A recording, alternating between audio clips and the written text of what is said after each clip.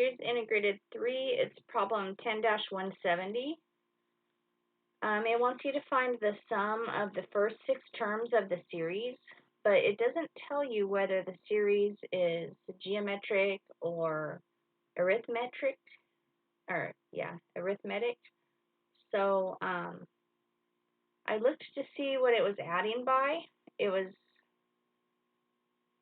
adding by a different number each time, so I knew it was not arithmetic. I knew it must be geometric. I can see now that if I multiply by 3, I can get the next term. So when it says sum up the first 6 terms, I could just find out what they all are. There's the first term, second term, third term, fourth term. The fifth term I could just multiply by 3, multiply 54 by 3 and get the whatever number that equals. And then I can multiply that number by 3 again and get the sixth one. And I could just put them all in my calculator and add them up, and they would add up to 728. And that wouldn't be very hard because it's only 6 terms. But if they asked you for like the sum of 30 terms or something, then you wouldn't want to do it that way. So there's a formula for that, and it's in your math notes box. And your page number, I'm thinking my page numbers might be different than your page numbers, but I will show you the math notes box. So here's the math notes box, and if you read it very carefully, there's a formula for just to generate any of the terms.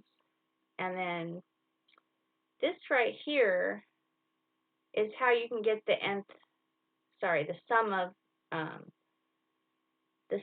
of a finite geometric series.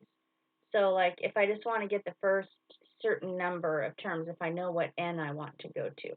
So I just grabbed this little piece right here and wrote it down. And actually you can just Google sum of a geometric series or whatever, and you can just it'll give you a formula like this one. So I just got it, and I wrote it right here, and then I just figured out what to do.